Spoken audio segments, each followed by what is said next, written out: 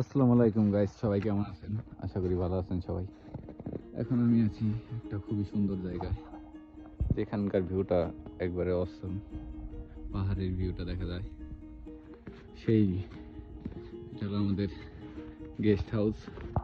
বর্তমানে কোনো টুরিস্ট নেই। গরমের মধ্যে অনেক টুরিস্ট থাকে প্রচুর পরিমাণ।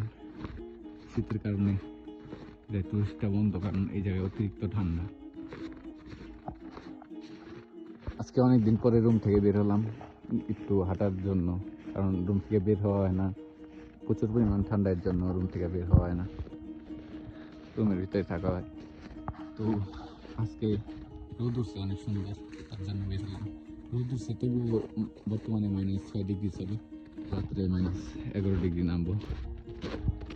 স্নোফল 21 দিন হয়েছে, 2-3 দিনের জন্য বন্ধ গেছে স্নোফল। 2-3 দিন পরে আবার পড়বে, 2 দিন একটা না। জায়গাটা খুবই সুন্দর কিন্তু নিরিবিলি, মানুষজন খুবই কম।